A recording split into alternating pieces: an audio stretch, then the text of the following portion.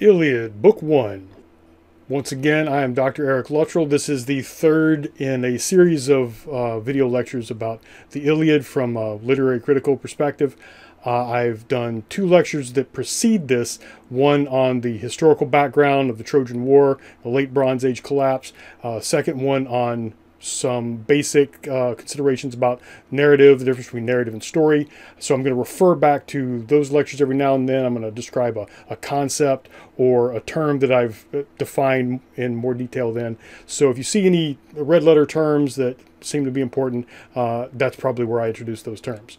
But those terms, as well as some of the terms and ideas in the Iliad itself, a simple definition or a quick explanation is not really going to help us. You actually have to read the book. You have to follow the concept as it's portrayed throughout the entire epic. And for that reason, this is not going to be focused on synopsis. I'm not even going to give a synopsis of each book, although I am going to focus a separate lecture on each book, each of the 24 books of the Iliad. I'm not going to synopsize unless it's necessary to communicate a particular point about a narrative decision made by Homer or one or more poets involved in the construction of the Iliad over the centuries. For example, where do you start? How do we start this epic that's kind of about the Trojan War, but starts 10 years after the war started? It's kind of about Achilles, but this is not even some of the most important events of Achilles' involvement in the war. So why does it start where it starts? What does Homer tell us? You may remember from high school that he starts with an invocation to the muse. There were 9 muses, these goddesses who overlooked all human arts. Calliope was the muse of poetry. Presumably she's the one that he would be invoking here, although he doesn't actually name her. It is very possible that those muses were divided up and given their individual areas of expertise much later, much after Homer's time. But this also gives him a way to remind us who he is as a poet. He's going to be singing this aloud. He's going to be going from memory. He is actually sort of praying to this goddess to help him remember what he needs to remember to communicate this narrative the way it really needs to be heard by his audience, whoever that audience might be. He's going to have to do a little bit of exposition. That's the term we use for the way an author communicates to the audience what they need to know in order to understand what happened before the action of this particular narrative begins. And he is going to do that, but he's going to do that for an 8th or 7th century audience of Greek listeners who are about 300 or 400 years removed from the events of the Iliad and of the Trojan War. They've heard these things already. They don't need to be told once again a lot of the basics. So this invocation of the muse starts this way. Goddess, sing of the cataclysmic wrath of great Achilles, son of Peleus, which caused the Greeks immeasurable pain and sent so many noble souls of heroes to Hades, and made men the spoils of dogs and banquets for birds. So right away, if you're expecting this sort of glorification of battle, glorification of Achilles in particular as this great warrior, you might be a little surprised by the description that he sent. Keep in mind, he is himself Greek, or if you're reading this in another translation, it'll say Achaean, and yet the first thing we're told about him is that his wrath sent his fellow Greeks to the house of Hades, but also left their bodies to be spoils of dogs. As we're going to see, this is something Greeks do not want to happen to them. This is the worst thing that can happen if your body is left without funeral rites and to be just food for dogs and birds. That's a pretty miserable way to end up. And yet this is the first thing we're told about Achilles and his wrath. We're told that this is part of Zeus's unfolding plan, that the whole Trojan War was a plan for Zeus to reduce the number of people on the earth. Despite the fact that this war has been going on for 10 years, Homer, in his invocation, lets us know that he wants to start with the beginning of this feud between Agamemnon and Achilles, 10 years into the war.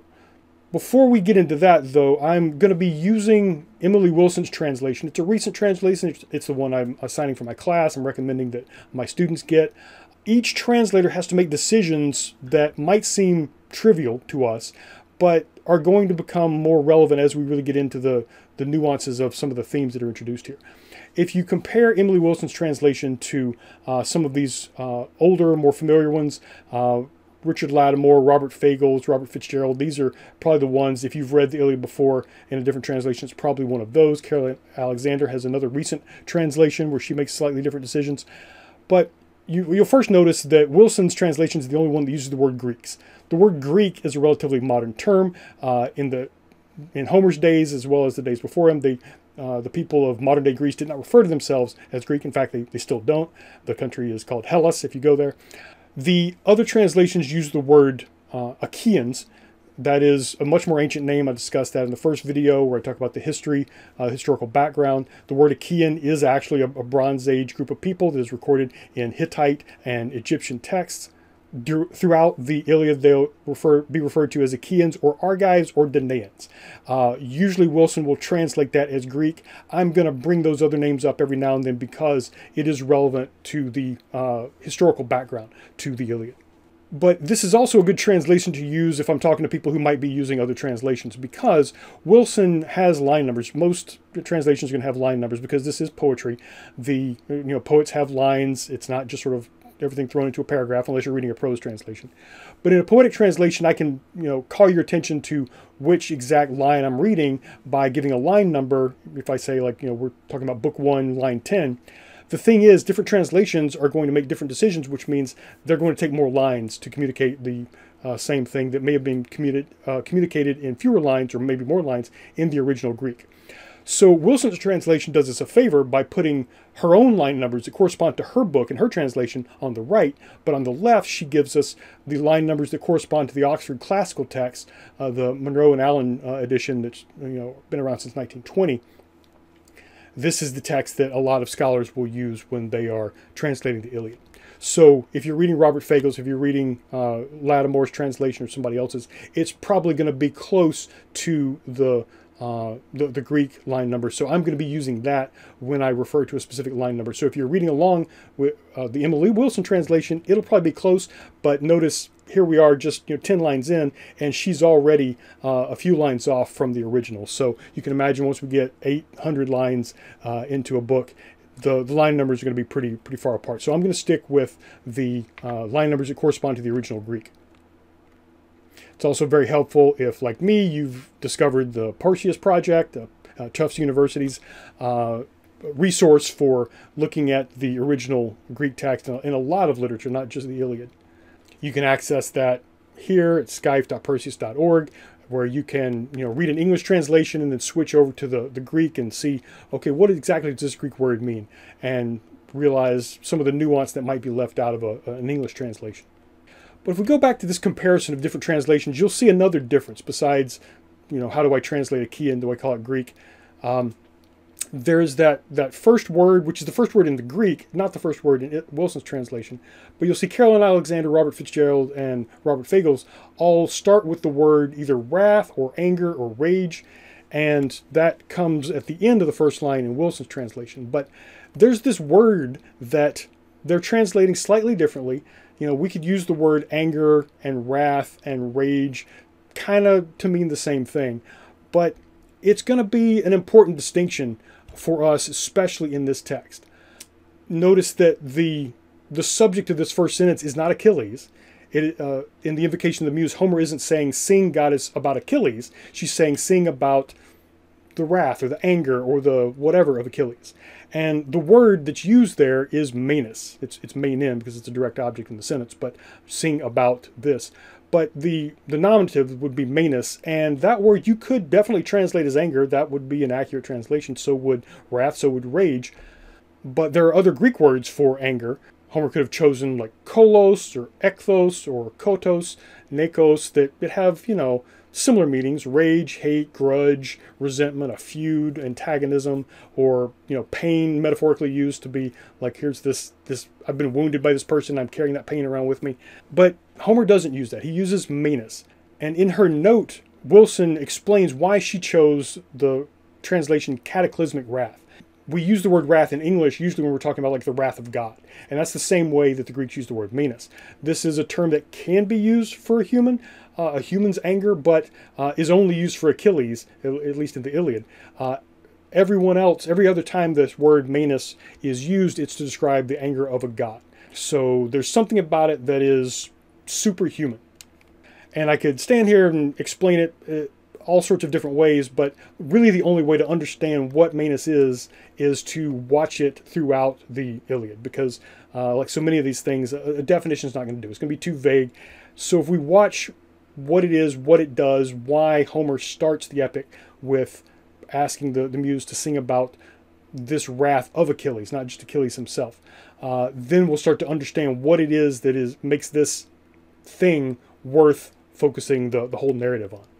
After that invocation and the introduction of menis, he says, which god set the pair apart, that is Agamemnon and Achilles? Which god prompted them to fight? Apollo, son of Leto and Zeus, furious at the son of Atreus, the god spread this deadly plague throughout the camp so that the common troops began to die because their leader Agamemnon treated Chryses, Apollo's priest, with disrespect. Notice the exposition here. Homer's reminding the audience that Chryses is the priest of Apollo, though he doesn't explain much about Apollo. He expects them to know this. He then refers to Apollo as Phoebus. This is not a separate person, a separate god. Phoebus is another name for Apollo. It just means bright or shining. But he doesn't say Phoebus Apollo. He just says Phoebus. So whenever you see Phoebus, you want to remember that is Apollo. Chryses praised his prayer to Apollo, and Apollo heeded him. Phoebus heeded him. Enraged at heart, he swooped down from the peaks of Mount Olympus, bearing on his shoulders the quiver of his bow.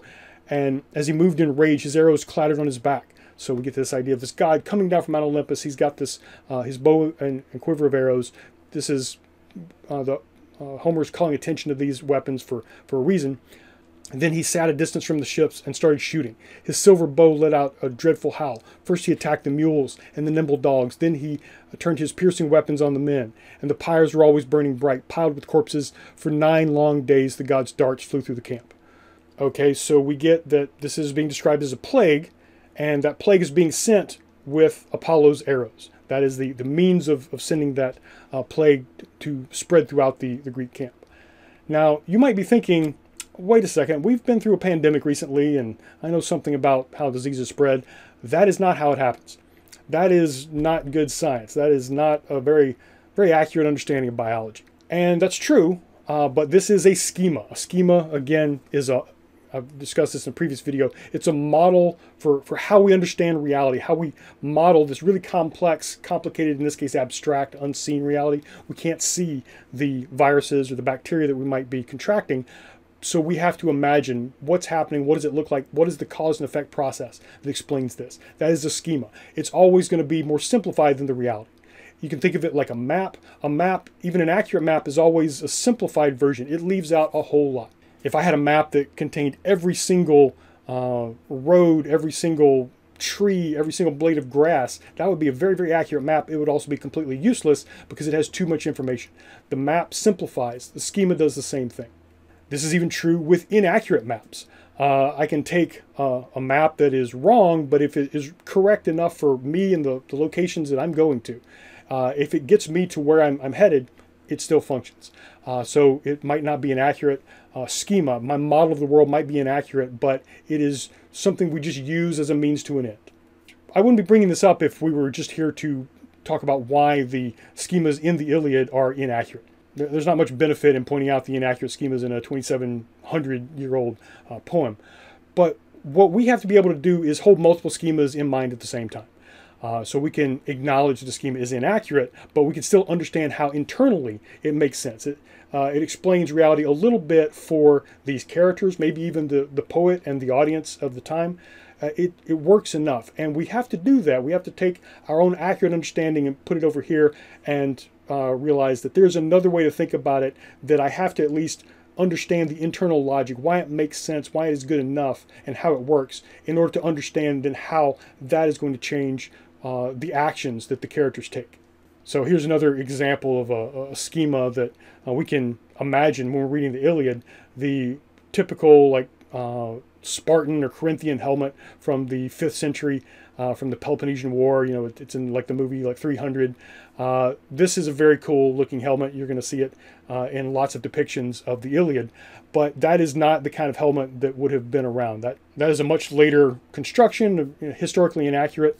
We might imagine something like the Hollywood versions on the right, which aren't actually based on any specific helmets, but it's kind of plausible. It's possible, but we're having to sort of figure out what helmets looked like at the time, We know that here's one typical idea of Greek helmets, not exactly accurate. Let's try to change it a little bit, but we just don't have enough archaeological evidence to know a whole lot about all the different range of possible helmets. We can look in archaeology and find representations like the bottom right. This is what's called the warrior's vase. It's a vase that was painted around 1300, maybe 1200 BCE. It's from Mycenae, modern day Greece, and it depicts one type of helmet. But you can also see why, okay, this image is a little more cartoonish than what I imagined. There are also horned helmets on some of the works of art from that time. We also have these helmets made of boar's tusks that will be described in more detail when we get to Book 10. I'm very grateful to the Osprey publications and authors like this one for trying to visually depict something that just doesn't get depicted very much. There's just not a lot of representation of the accurate Trojan War era helmet, so I don't have enough to sort of give a very thorough schema the way I would, because without these representations, then I'm sort of left with that inaccurate Corinthian helmet idea in my head. I've got this sort of blueprint, this design, this model in my head of one type of helmet. I've seen movies with that. I've seen lots of representations of that sort of helmet. All the school mascots that have a Trojan or a Spartan have that kind of helmet, but this other kind of schema is harder to flesh out because I just haven't seen as much of it. Making these videos has been a lot easier than the videos I've made in the past, when I had to, track down images and sort of cut them out, cut the background away myself. Now I've got ChatGPT and I've got Gemini and other AI resources to generate these images, but I cannot get ChatGPT or any of the other ones to represent a Greek in a Bronze Age helmet. They all come back with these 5th century Corinthian helmets, and it's for the same reason that I have trouble imagining the Bronze Age helmet. We've seen this version so many times. The training data for the AI has so many representations of the 5th century Corinthian helmet that it has just a really hard time representing any Bronze Age scenario, Greek scenario, without falling back on that inaccurate depiction. And what I'm doing right now is trying to say, okay, here's why I think I have this wrong schema, or fall back on this wrong schema, and I think here's why the AI falls back on that. Here's what it's thinking. Here's the thinking process that leads to that inaccurate schema.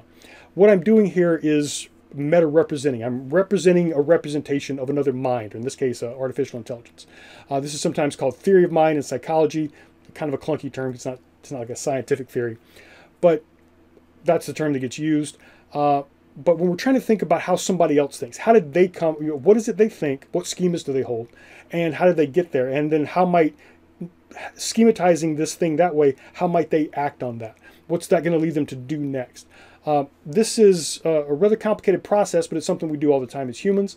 But it's something we want to really think about, something we do like naturally without thinking about it, but let's actually think about it as we go through, especially when we're trying to figure out how characters are thinking, why they're responding to situations the way they are. So to come back to that Apollo shooting arrows and sending a plague, I know, and you know, that disease is caused by viruses and bacteria, and it spreads from person to person, or animal to animal. That schema is more accurate than the arrows of Apollo, but we can sort of put it aside. I can have a sort of a folder with my beliefs, my accurate schemas, the way things I'm pretty sure actually work, the more accurate ones at least. But I can still say, okay, I'm gonna keep those. I'm not gonna give those up, but I'm going to then think about what it would be like if plague was actually sent by a god shooting arrows, because this is the representation in the Iliad. This is what the poet or Homer seems to think. It's what his audience would believe. It's clearly what the characters think. So I can hold these two incompatible schemas in mind at the same time, and then say, okay, let me flesh out this inaccurate schema a little bit more so I understand the people who hold that schema. Throughout this lecture series, we're going to be doing this with historical accounts as well. The version of things we get in the Iliad is not entirely historical. When we find bits and pieces, it's going to be surprising because mostly this has been mythologized. Keep in mind, Homer is writing at least 300 years after whatever event, maybe 400 years after whatever event or multiple events caused the sort of what we call the Bronze Age collapse. And all these empires, like the Mycenaean Empire, like the Hittite Empire, the two empires that seem to be fighting over the historical city of Troy, after they no longer exist.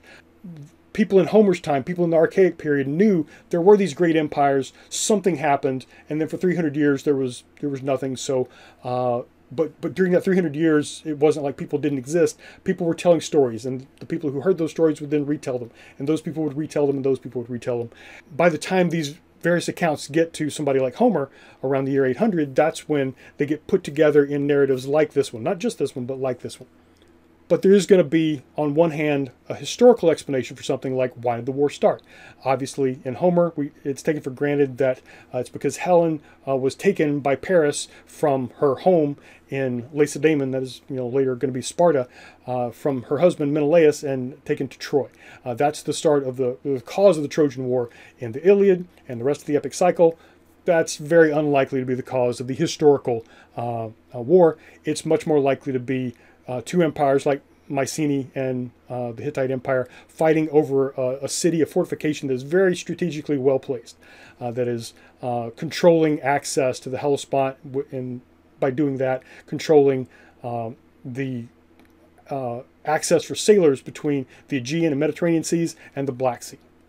But now I can think, okay, I know the diseases aren't caused by arrows, but this is what Achilles thinks is happening, and Achilles tells us as much. He says, we must ask a priest or a prophet or somebody who knows the way of dreams, for certainly dreams come to us from Zeus, to tell us why Apollo is enraged. He may be angry at a broken vow or a lack of lavish offerings to him. He may accept the fat of sheep and goats and turn this plague away from us. So right there we get several schemas that are kind of foreign to us.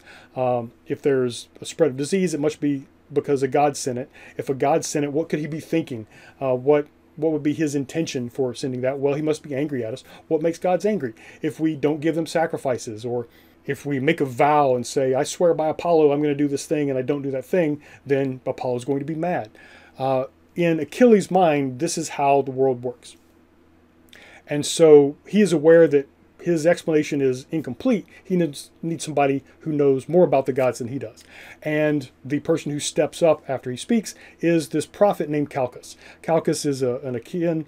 He seems to primarily serve Agamemnon, the sort of overlord of the Mycenaeans, the Achaeans, the Greeks. Homer tells us he was by far the best interpreter of signs from birds. He knew the past and the present and the future. Here again, here's a weird schema. Why is a prophet reading signs from birds? What do birds know? You can see, again, birds don't actually predict the future. Gods don't use them to communicate with us. But have you ever seen a murmuration of birds moving like this sort of like single organism with one mind?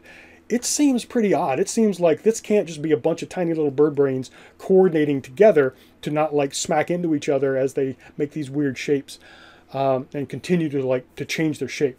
It's a pretty awesome sight to see. You can see why somebody would look at that and go, there's something else at work here. And Calchas is apparently one of the people who can look at that and say, okay, here's what the gods are telling us about that. Incidentally, throughout the Iliad, whenever he or somebody else interprets the flights of birds, it's just going to be when they see an eagle fly from one location to another, usually relative to where they are. Okay, an eagle is flying from the left to the right, but we'll see examples like that. But there's something about that schema that makes sense to the people who are hearing the Iliad being sung to them, that, oh, of course, he must be the person to ask because he knows the flights of birds. He knows how to interpret dreams. So I can hold in mind, birds don't actually know these things, but in this world, maybe they do. For the purposes of understanding the thinking of the characters and potentially the narrator as well, I have to keep in mind and sort of flesh out that schema where birds can be used to predict what the gods are thinking. Now, Calchas wants to tell the rest of the Achaeans what exactly is motivating Apollo. He knows. He clearly already knows, but he's afraid to. He can't say that. He's afraid to save the lives of these guys who are dying from this plague, but he's got a problem. I mentioned he served the overlord, the high king, Agamemnon. That is the problem.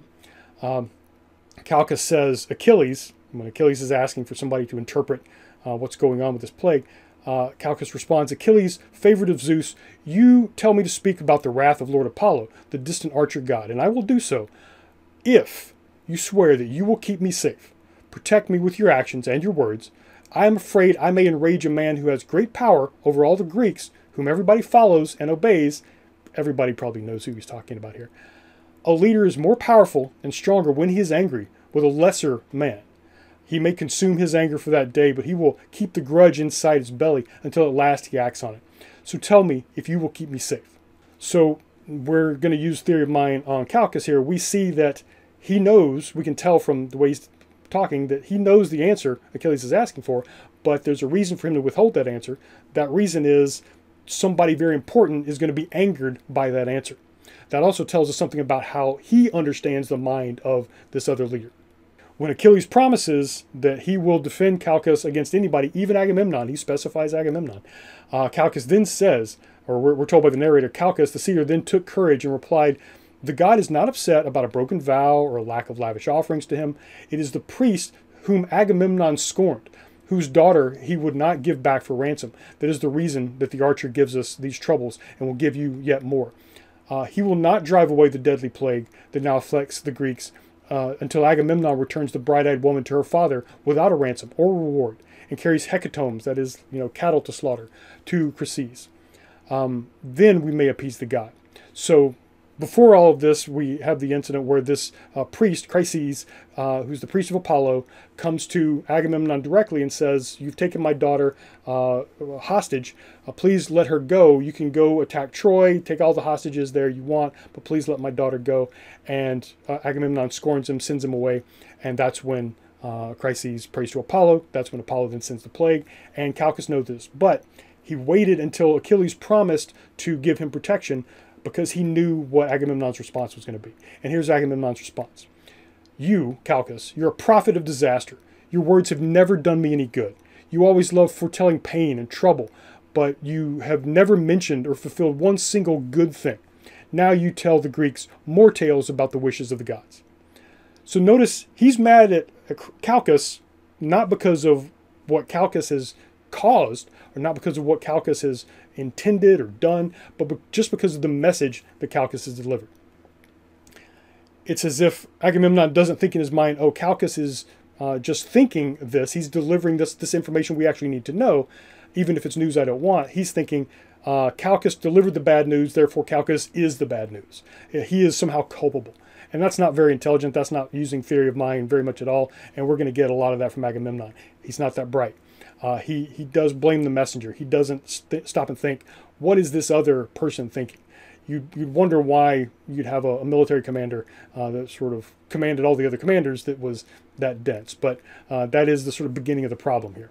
But what is it specifically that is upset Agamemnon so much? He says, "I'm prepared to give her back. If that's what it takes, I want the army safe, not dead. I don't want people to keep dying. I'm going to give back this woman I've taken as hostage from this place we attacked. Now go find another trophy so that I am not the only Greek commander who lacks a trophy. That would be unfair. You can all see my trophy going elsewhere."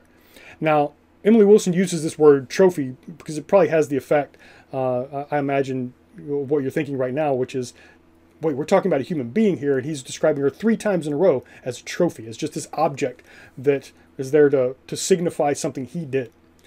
Other translations aren't quite as blunt as that. The word, it can be translated, I guess trophy would work. More often it's like prize, especially prize of honor, this thing taken on the battlefield. The Greek word here is geras. That's the word that's being translated as trophy or prize. And again, it is Agamemnon describing a human being. He is talking about Chryseis. Chryseis is the daughter of Chryses.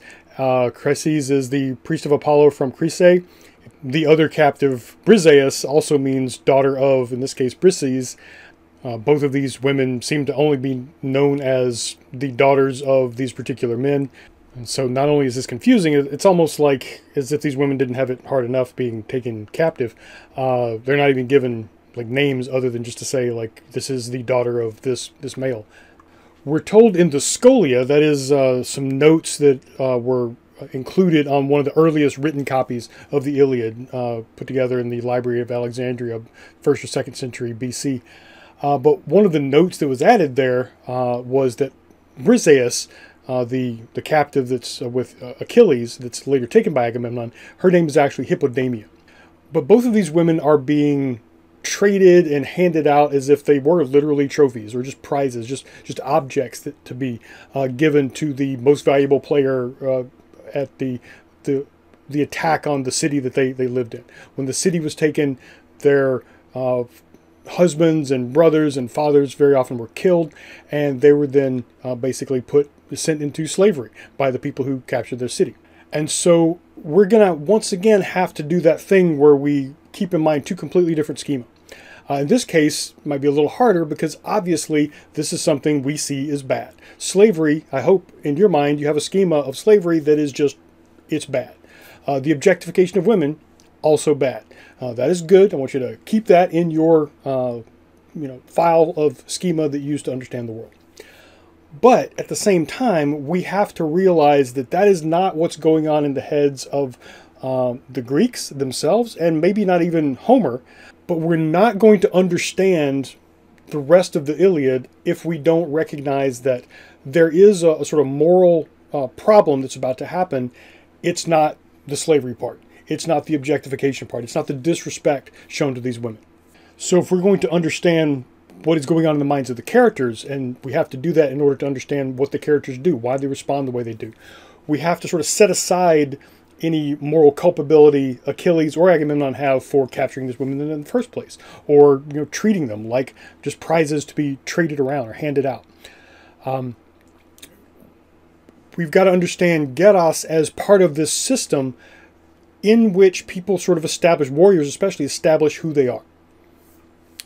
This gift of honor, this geras, is given to participants in a battle based on how much they served that battle, how necessary they were to that victory, who was the most valuable player. So it's not just a trophy, but trophy in the sense of like given to someone who has actually outperformed everyone else. So you're motivated to get the best treasure, which is going to be physical objects as well as captives.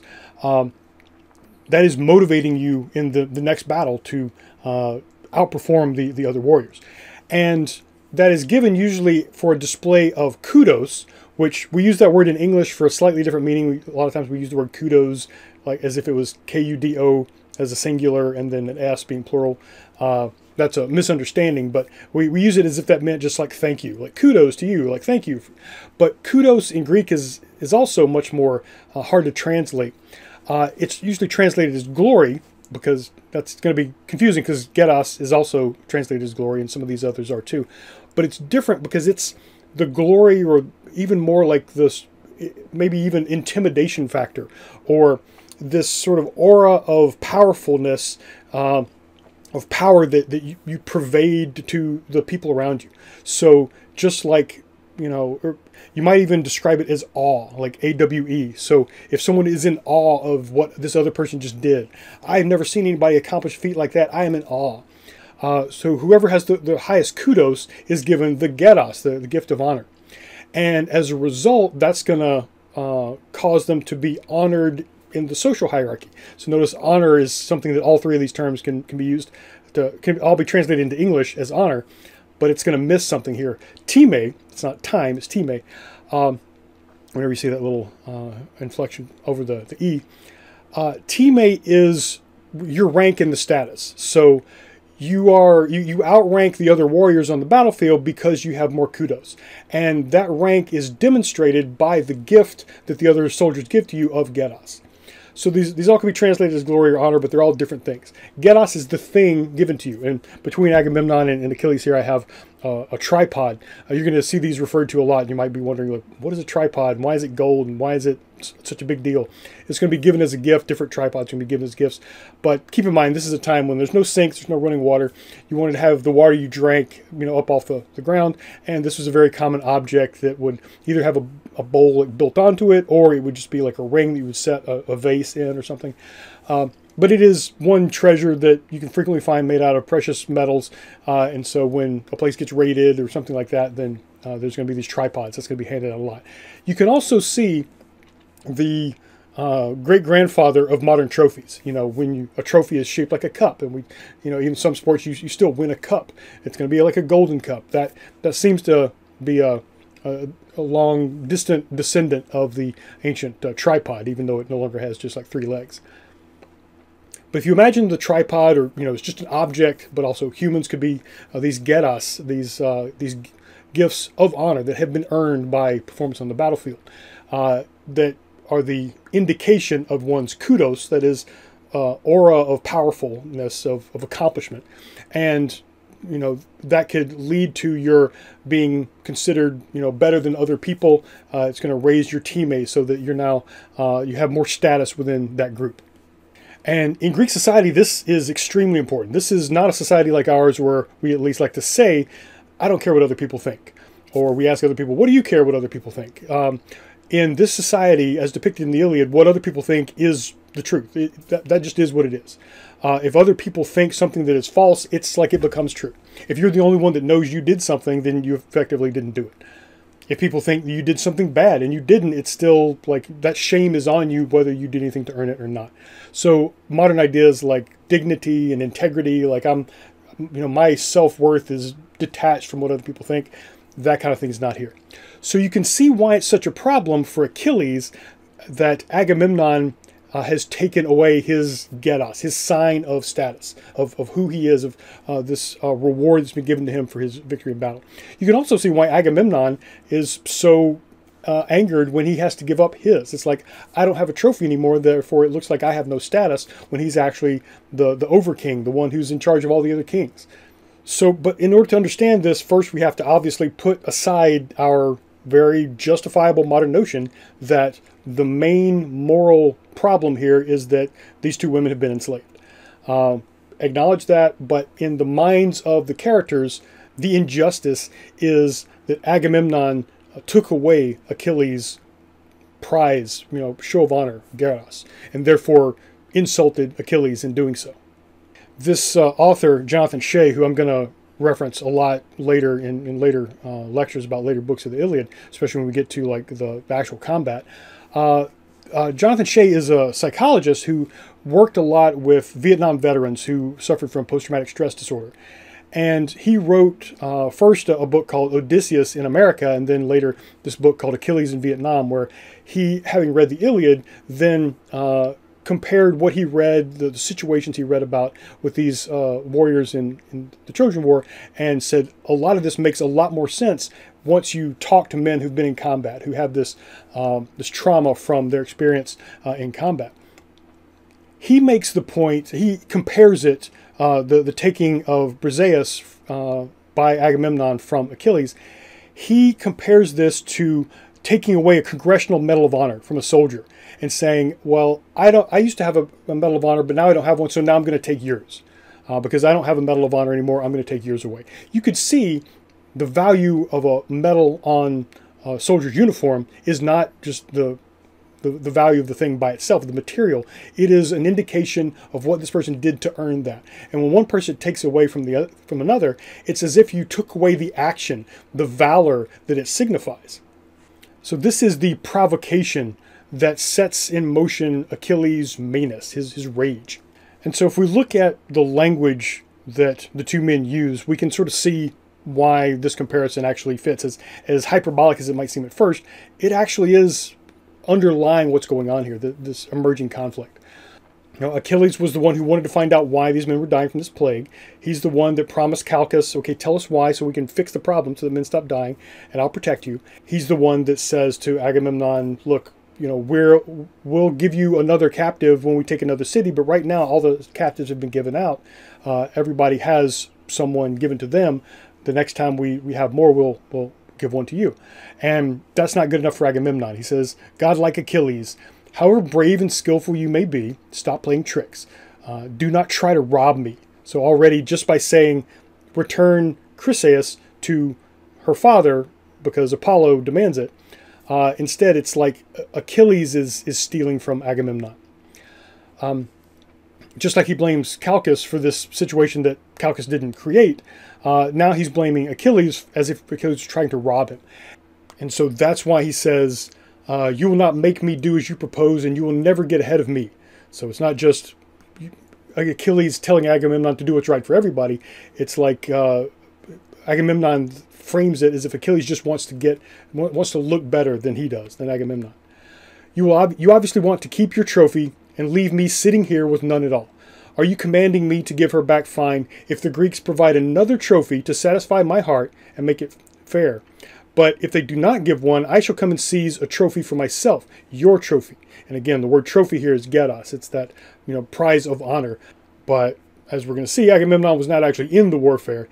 He's just the one that sort of commands and stays at a distance from the fighting. But he wants to be the one that still gets the most reward. And Achilles is infuriated by this. He says, incredible. You dress in shame. You're obsessed with getting profits for yourself. Which of the Greeks would willingly agree to make the trip because you told them to, or fight against an enemy for you? I did not come to Troy because I wanted to fight against the warriors of Troy. They never did me any harm at all. This is important because we're going to see that Achilles never actually wanted to be there, and he's basically just doing this as a favor to this fellow king Agamemnon, to this more powerful king, as Nestor will explain. But he's not getting anything out of it. He's risking his life but not getting anything out of it, whereas Agamemnon is there for his brother Menelaus, ostensibly to get his wife back, but also we see Agamemnon himself wants to be paid. He wants to profit from this. So Achilles continues, you do not even care, and now you threaten to take away the trophy that I worked for, after the sons of Greece gave it to me. And again, the other soldiers who were there on the battlefield, they decided who gets what captive, who gets what treasure, and they gave Briseis to Achilles. My hands work the hardest in the frenzied fighting, but when we share the spoils, you get much more. I come back to the ships worn out from battle with something valuable to me, but small. Okay, he's talking about Briseis. She's valuable to him, but small in relative terms of elevating Time. To what extent he actually values her as a person is going to be ambiguous. Sometimes he's going to exaggerate. Sometimes he's going to say things that this is one thing to keep track of throughout the Iliad. What exactly is Achilles' attachment to Briseis? Right now, it just seems like it's the status she represents. So, as a result, I will go back home to Thea now, in my curved ships, because that is much better. I will not stay here to be disrespected, serving up wealth and revenue to you. So you see what he's angry about, what he sees as the injustice here. He's doing all the work, but Agamemnon is getting all the reward. And Agamemnon says, cool, go. I shall take your beautiful Briseis, your trophy, and I myself will come and get her in person from your tent. He's not going to, but it's funny to see him saying, acting all like he's not afraid of Achilles. We'll compare that to what actually happens. But I'll come myself to get you from your tent, or to get her from your tent, so you will see how far superior I am to you. There's what Agamemnon's really focused on. Everybody needs to see I have more time than you. I have more glory, more honor. I'm the real power here among the Greeks. Other men will shrink from talking back to me as if we were on equal terms. This is something he also doesn't want.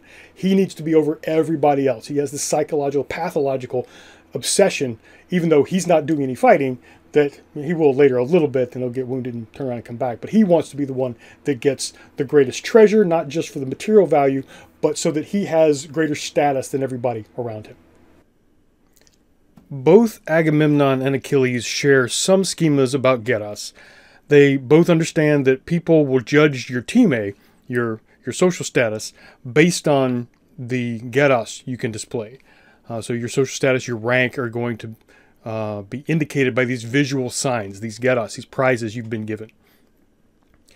Both of them regard the captured women, Chryseis and Briseis, as primarily as geras, as prizes awarded. Even though they're human beings, they were captured, they were treated just like other object wealth from these cities that they've taken.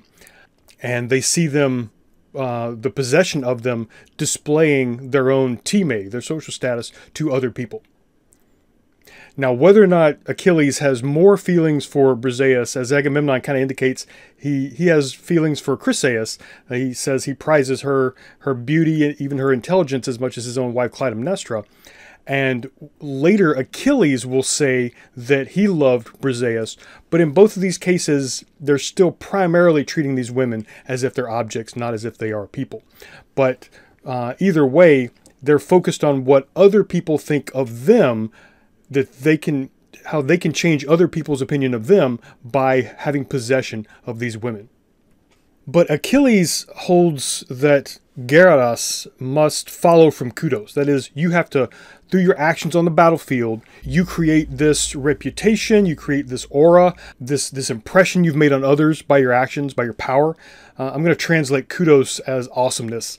Not a very, it's not one you're going to see in a Liddell Scott Greek dictionary, but it's not just glory, it's not just honor, it's this impression you make on other people. And I love this painting by Gustavo Pellissari. It's in the tradition of like Frank Frazetta and Boris Vallejo, of this like 80s like fantasy art. But it's got this guy, I think this might be representing Conan or something, but it's this one individual standing alone with all these bodies around him. Clearly, he is the one, he's the MVP of that battle. You have all the other warriors kind of standing off to the side. They're standing together. They're all looking at him. They're not looking at the bodies. They're not looking around. They're looking at the guy that has this sort of aura of power around him. And that is one way we can conceive of kudos. It's after having witnessed that awesomeness that a warrior's comrades award him the geras, the prize that they feel he has earned. And that's the schema that Achilles just sort of takes for granted. Well, obviously, in his mind, geras has to come from kudos. Kudos displayed on the battlefield.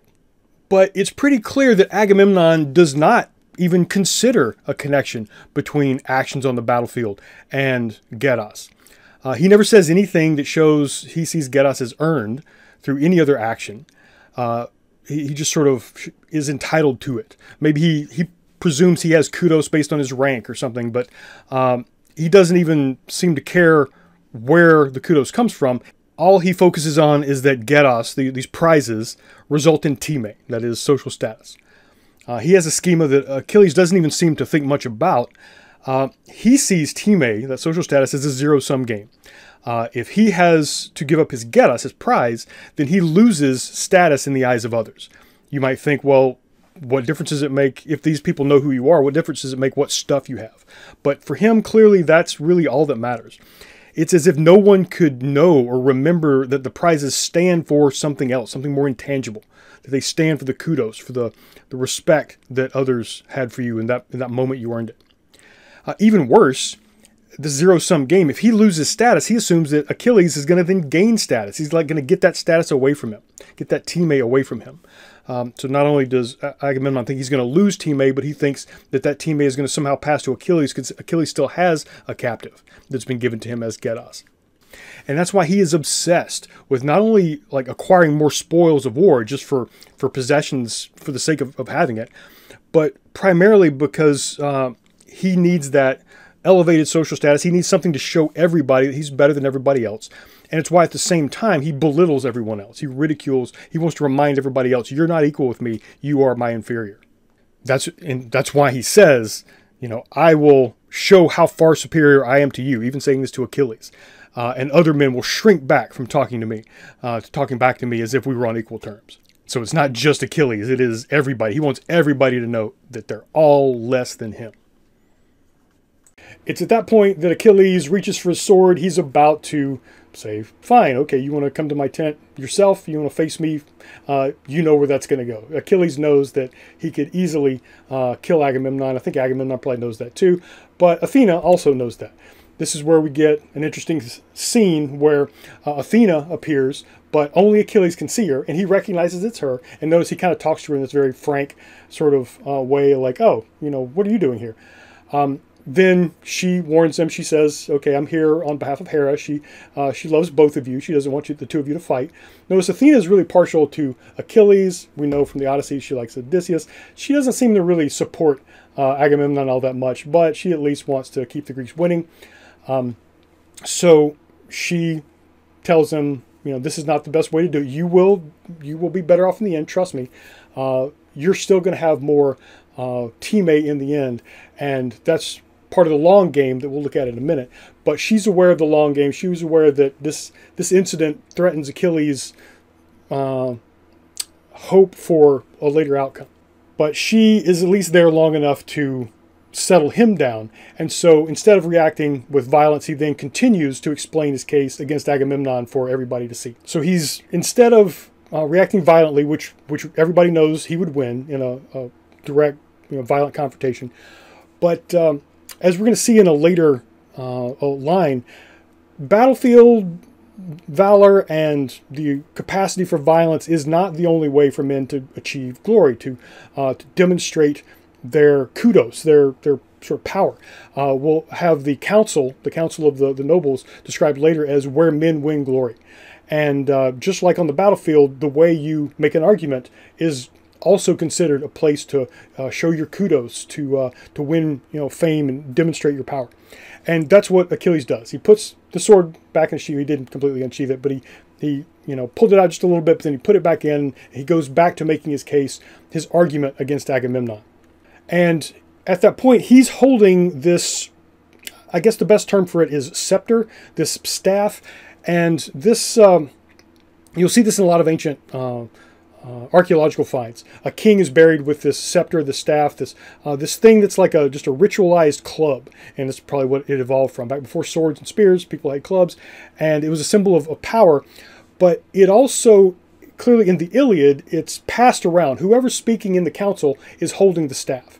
So the staff belongs to Agamemnon, but if we're in the council and Agamemnon is allowing one of the other kings to talk, he will then pass that scepter to them. Achilles will be holding it later.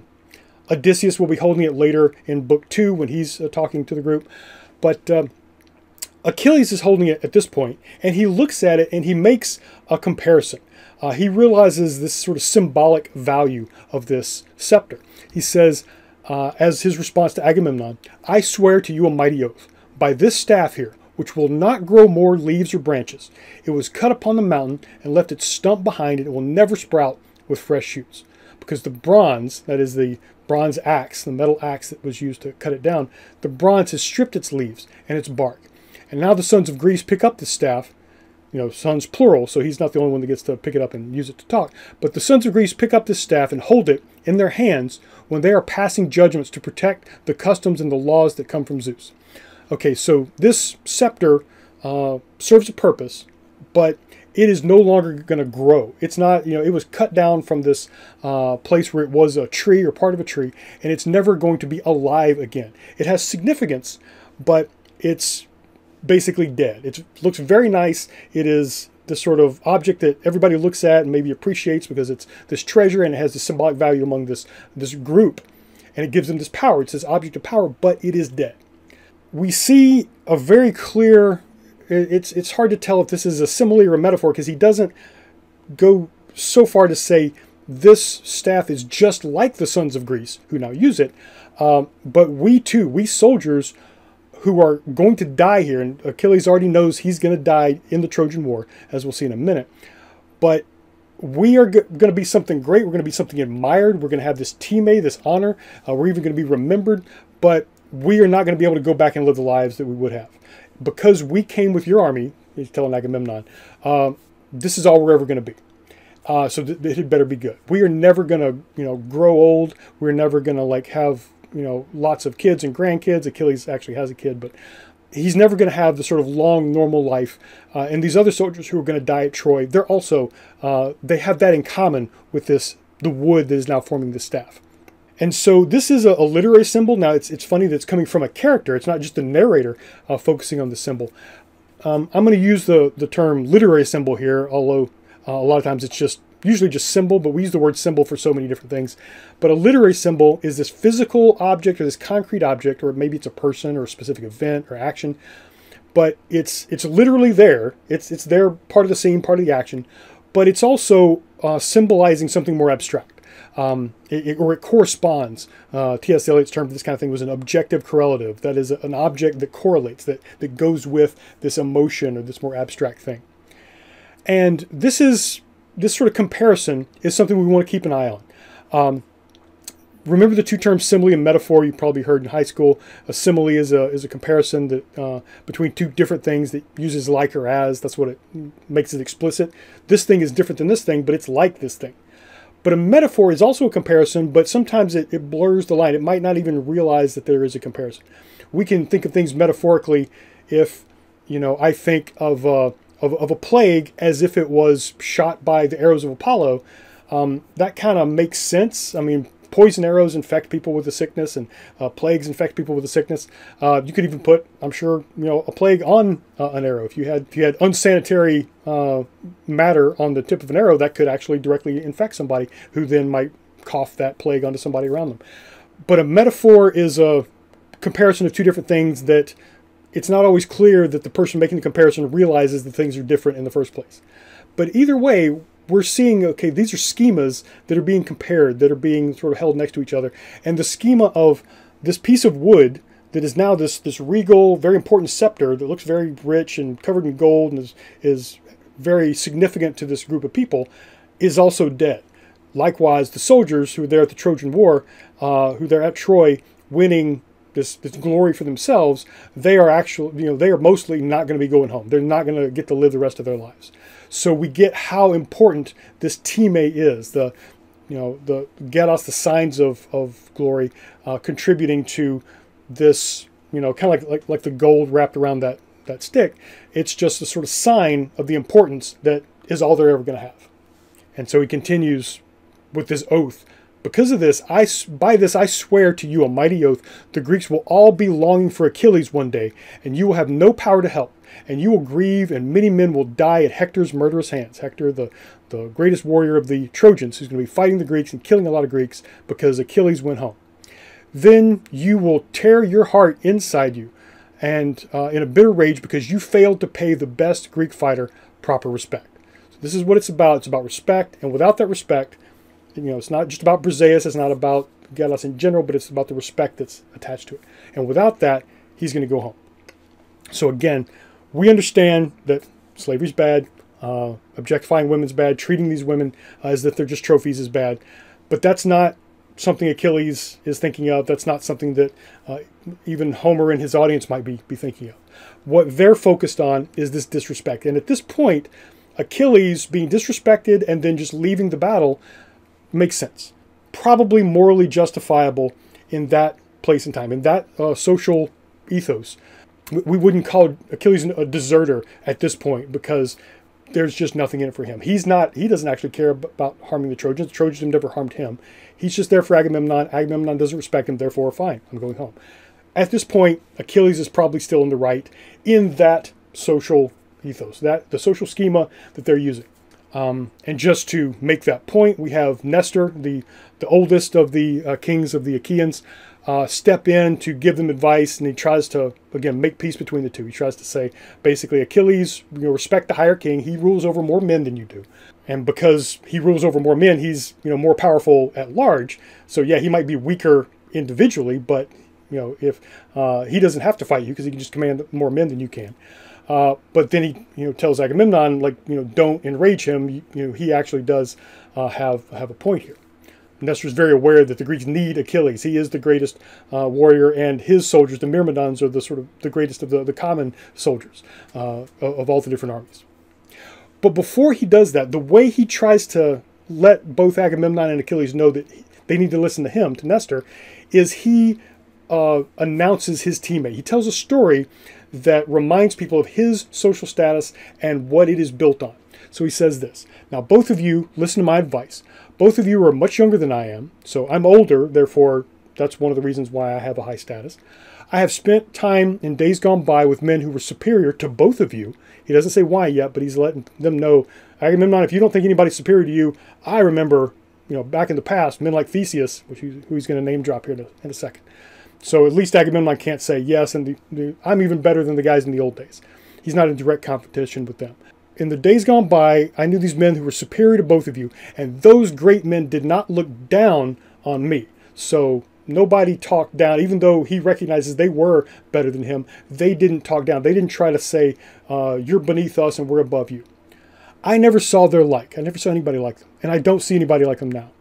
I used to know Pirithous and Dryas, the shepherd of the people, Caneus, Exadius, and godlike Polyphemus, not the Cyclops from the Odyssey. This is another guy named Polyphemus.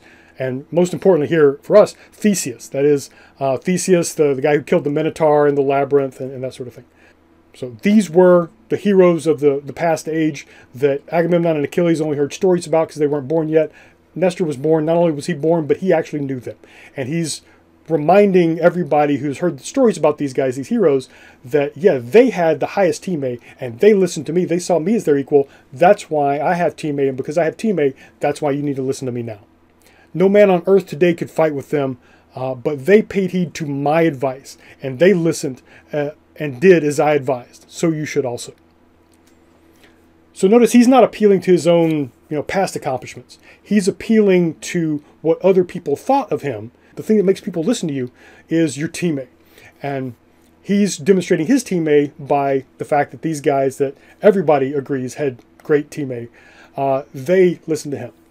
But that's not enough. Agamemnon and Achilles both go back to their camps around the beach ships. Agamemnon orders 2 other guys to go to Achilles. Notice, remember Agamemnon said he was going to go to Achilles directly and take Briseis. No, he's like, no, you guys do that.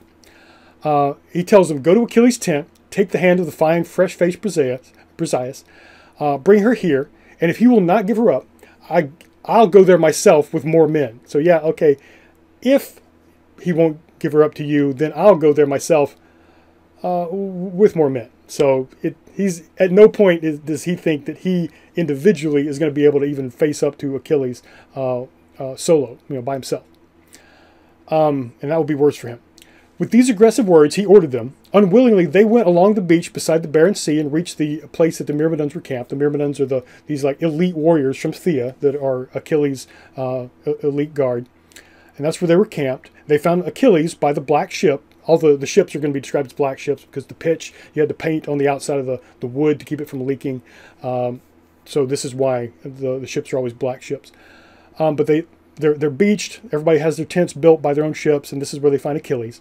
Achilles was not pleased to see them, so he's angry, just like Agamemnon was angry at Calchas when he first told him that you have to give back Chryseis to appease Apollo. Same thing here. There's a comparison here where Achilles is also not happy to see these messengers because he knows what they're there for. But here's the difference between Achilles and Agamemnon. The men stood awestruck, frightened at the ruler, who did not speak with them or say a word.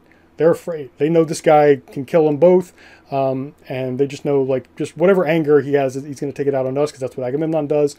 But Achilles understood, and he said, "Come in and welcome. Heralds are messengers of Zeus and men." So that people sending a message, you are protected by Zeus. As we'll see, like any kind of guest is going to be protected by Zeus. I do not blame you. I blame Agamemnon. So he knows, something that should be obvious, but this is something Agamemnon failed to do. Agamemnon blamed the messenger, like Calchas, but Achilles knows, you guys are just the messengers. This is not your fault. I'm not going to take out my anger on you. But he is angry, and it is this sort of building wrath. His emotions don't overflow right here, or at least not with these guys. And the emotion we see next is going to be more like sadness, but shortly after this, when he sends Briseis away, who, by the way, notice, doesn't want to go. We're told by the narrator, by Homer, that Briseis does not want to leave. She doesn't want to go to Agamemnon. We'll find out more about her in Book 19 when she describes her past with Achilles and, more importantly, with Patroclus. But we see next Achilles go to the water and call out to his mother. Now remember, his mother is the sea nymph Thetis. Thetis married the hero king Peleus. Peleus was one of the Argonauts, who went with Jason and the Argonauts to go find the golden fleece. And it was at their wedding that Eris, the goddess of conflict, threw in this golden apple that caused this fight between, or this argument between Athena, Hera, and Aphrodite. And Paris of Troy made the judgment to give that apple to Aphrodite, so she became his patron deity. But it's this Thetis who is the mother of Achilles, and she comes to him. And he clearly wants to do something more than just leave the Greeks to fight for themselves. If he was just going to do what he said he was going to do, that is, return to Thea, to his home, and let's see how good the Greeks do without me, he's clearly doing more than that at this point. He doesn't just call on his mother for some sort of advice and let her come up with what to do about it. He has a plan, and this plan, this is where the real metis starts. He's no longer just emotionally angry. He comes up with a plan. He passes this on, and the enactment of this plan is what sets in motion the rest of the Iliad. He tells his mother, go up to Mount Olympus, pray to Zeus. You know, she doesn't have to pray like at a distance. She can actually go look at him face to face, as we'll see. Ask Zeus if you have ever helped him in the past, and Achilles knows that she has, and pleased his heart by any word or deed. I've often heard you in your father's halls claim that you are the only deathless god who saved the son of Cronus, the storm god Zeus, from ruin when others on Olympus, Hera, Poseidon, Athena, tried to bind him. Goddess, again, you know, still talking to his mother, you released his chains. You quickly summoned up the too high Olympus, the 100-handed giant, whose name is Briareus, among the gods, but humans call him Aegean. You called him because his strength is even greater than his father's. For all sorts of reasons, this corresponds to other myths, but I'll skip that part for now. He sat by Zeus, that is, Briareus did, this monstrous, super strong god, exultant in his glory. The word there is kudos. So here's this gigantic thing that's even stronger than Zeus, and he just sort of sits there, and you can sort of look at him and see, wow, that is power. So this is what kudos is. It's sometimes glory, sometimes honor, but it's this sort of glory that this titanic figure has just by sitting down. The gods who live at ease were terrified, and they gave up their attempt to chain Zeus. So this kudos was so powerful that the other gods said, no, I'm not going to try this anymore.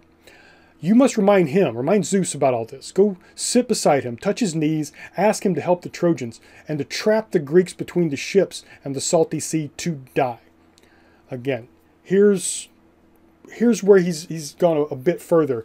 So if he was justified in just leaving, if the disrespect shown to him by Agamemnon was justification that he's not deserting his comrades at that point, he's justified in going home because of that.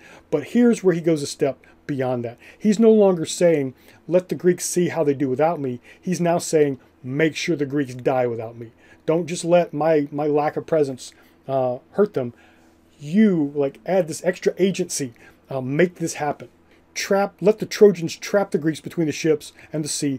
Let them die. Let his own comrades die, so that all of them can profit from their ruler, and Agamemnon, son of Atreus, can recognize his own insanity. He paid the best Greek fighter no respect. But notice, at this point, he wants not Agamemnon, but these other Greeks to die so that Agamemnon will look foolish, so that Agamemnon will lose Time, but at the price of the lives of his own comrades. Now, we've already seen he's on first name basis with Athena, but he would not be able to make this argument to Athena. He's able to make this argument with his mother and convince her to do this. And we'll get a little hint of why, but it's only a hint. Thetis, at this insistence from Achilles, is in tears now. She replies, my boy, my child, why did I give birth to you for such suffering? Why did I mother you to take care of you? I wish you could sit quietly by your ships and never have to suffer tears or trouble, because it is your destiny to live so very short a time, not long at all. But even as your death runs fast behind you, you are the most unhappy man alive. Thetis knows something that Homer's audience might know at this point. It'll be clear later that Achilles also knows this. But Thetis lives forever. She's immortal, so obviously every human has a short life for her compared to what she expects. But it's even worse for Achilles, and she knows this, and she knows that he knows this. We find out more about this later. I'm going to jump ahead to book 10 here, when Achilles is telling other men like Odysseus and Phoenix, he tells them, my silver-footed goddess mother, Thetis, says that there are two ways my death may come. One way is if I stay here and fight, besieging Troy, my chance of ever going home is lost, but I'll have a name that lasts forever. But if I go home to my own dear country, if I go back to Thea, I lose that glory, but I gain a long life. I'm going to have a long, happy life, but I'm not going to have the glory I would have if I stayed and fight here at Troy. But if I stay here and fight at Troy, I'm going to die very soon. So this glory is the thing that he has chosen right up until now, up until he gets this disrespect. And it was, whatever this glory is, it's so great that he is willing to give up a long life to get it. He's willing to die what he knows is soon, rather than, and keep in mind, he's a king in Thea. He could go back to Thea, be a king there, live a long and happy life, but, not have a name that's remembered forever. But he is willing to give all that up for what's being translated here as a name that lasts forever. Now, the Greek here is also going to be very important. Trust me, this is the most Greek you're going to have to learn in any individual lecture. But these concepts are going to be extremely important, and they don't translate very well into English because they could all just be honor. But this, the word used here is kleos. Kleos is fame or reputation or honor in the sense of like you're honored among these people that speak well of you. More specifically, it's what is said about someone. The origin, it has the same origin as the English word call. So whatever is said about you, whatever is heard about you, the things people say, your reputation, you know, it could also be rumors or whatever. But that is kleos. But the full phrase that's used there is kleos aphthiton. The aphthiton part is what you would say of like an evergreen tree that doesn't, you know, die in the wintertime and come back in the summer, or something that just doesn't decay, doesn't diminish. It's not just sort of like, you know, long lasting, or it doesn't even mean like forever. It means like alive forever, alive and not getting weaker. And so kleos aphthiton is this fame, this being talked about forever in a way that never diminishes. And that is the thing that he is fighting for. But this decision is clearly connected to the present moment where he's in the middle of this fight over geras, over this woman who is being treated as a trophy. And that is because typically kleos, after you're dead, only follows if people speak well about you while you're alive. That is, if people don't respect me now, how are they going to respect me, you know, for eternity? I'm going to lose this thing I was promised, the thing I decided to give up a long life for. I gave up a long life for this kleos to be remembered forever, but I'm losing it right now. Right now, the thing that I need to happen in order for kleos to go on is I need to be spoken of well now. And to be spoken of well, I can't just be insulted by this person who wants to have all the glory for himself. So all those words that could be translated as glory but would completely miss everything for us. Kudos is that presence, that thing that Briareus had that the other gods that made the other gods scared of him. There's something here that about this person, especially like in battle or demonstrating power in some way, that gets everyone's attention. I think, wow, that's powerful. And they show that their appreciation for that by giving geras, by giving trophies or awards or, you know, a medal of honor equivalent.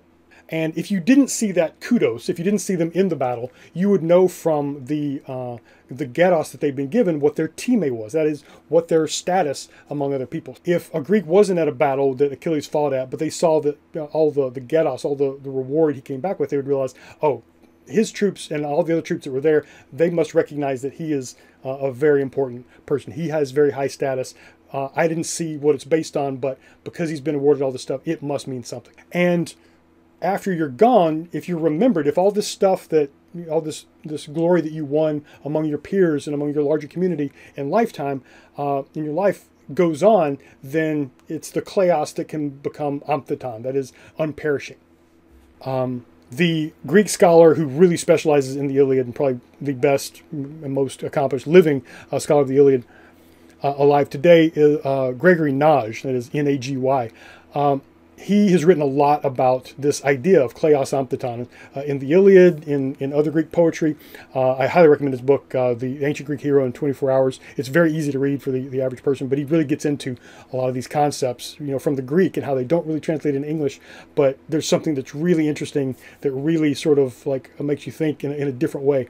But he also pointed out, and he's, you know, sort of written about this a while back, but he encapsulates his research here when he points out that this phrase, kleos aphthiton, that appears in the Iliad, appears almost verbatim in the ancient Indian text, the Rig Veda. This is, you know, the oldest literature in Hindu culture, and Greek culture and Hindu culture, as well as all other what we call Indo-European culture, that is Germanic cultures, Celtic cultures, Latin, Persian, Farsi. All these cultures, the languages at least, all date back to this ancient culture, sometimes called Indo-European or Proto-Indo-European.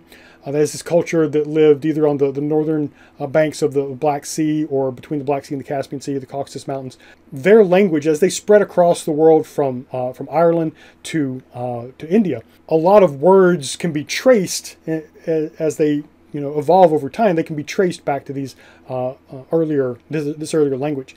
The Sanskrit or pre-Sanskrit Indic word for kleos amphiton is ashravas oxiton. But this is basically the same word. This means this is a very old concept among the people who spread those languages out. And it's one that will continue in history. We'll see it show up again in Beowulf. Not exactly that phrase, but the idea in the Norse Havamal that fame, you're going to die, your wealth, your cattle, you're going to die, because cattle were how they measured wealth in the Old Norse, just like in the Greeks do as well. They're going to die, your kinsfolk are going to die, your friends are going to die, but one thing might live forever, and that is fame, your reputation, what is remembered about you. That could live forever if you earn it in lifetime. So the threat now is that Achilles is afraid he could lose that. He has chosen kleos amphiton over long life, but now he is losing the immediate status that he needs, that he thinks he needs, in order to have the kleos that continues on after his lifetime.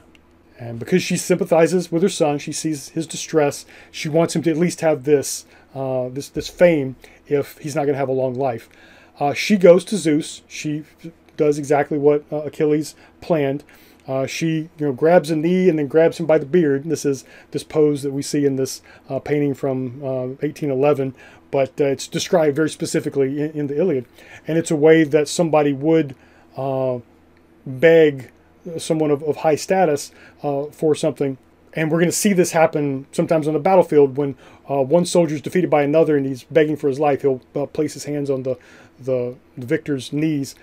But this is what Thetis does to Zeus.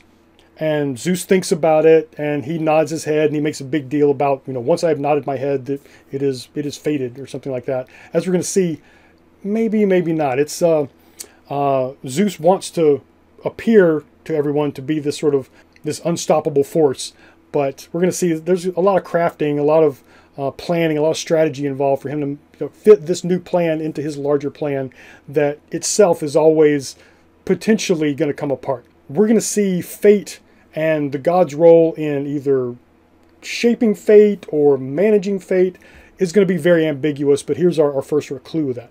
We see Zeus acting as if he just decides fate, but it's gonna take some work. So we'll keep an eye on that as we go through the whole Iliad.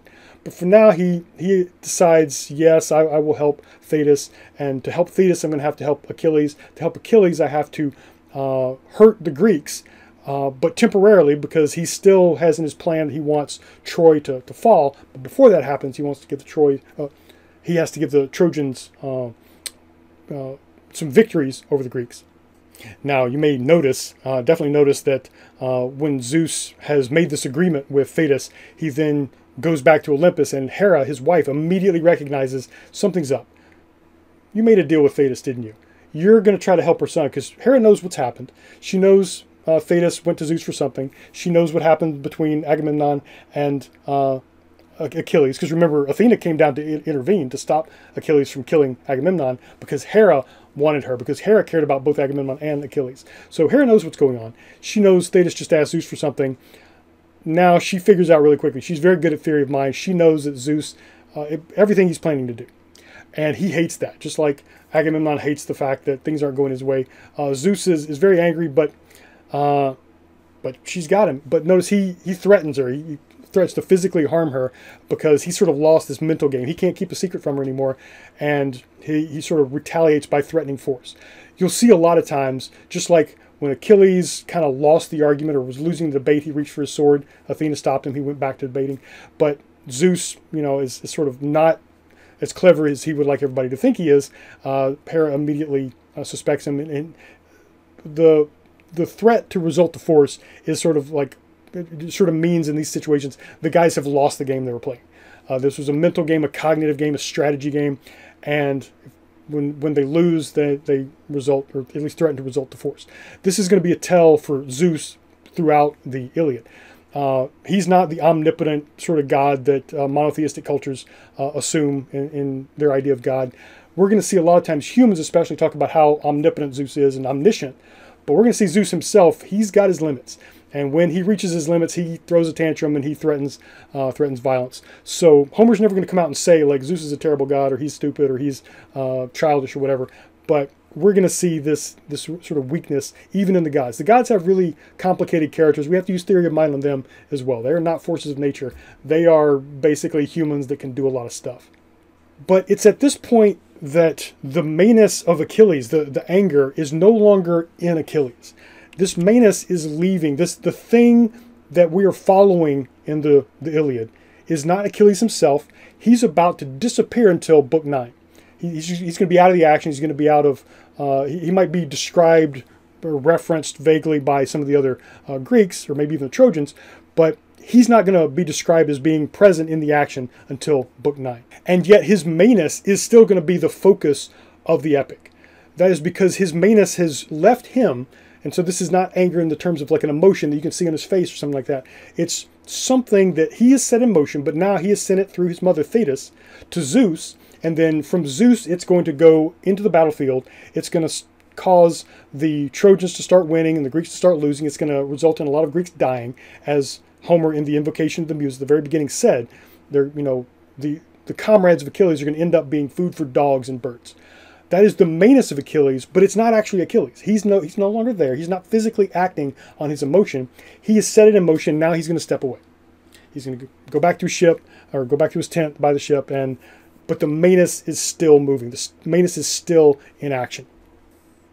So now the menis has left Achilles. Zeus has possession of it now, or it's working through Zeus, but how's it going to work through Zeus? Now, he's clearly got some sort of scheme already set up for the Trojan War, how it's supposed to go. Now he's got to factor in this new requirement. He just made Thetis this promise. Okay, how am I going to make the Trojan War work while also causing the Greeks to be harmed enough to make Achilles look very valuable again? He's got to now work that out, and that's where book 1 ends and book 2 is going to pick up.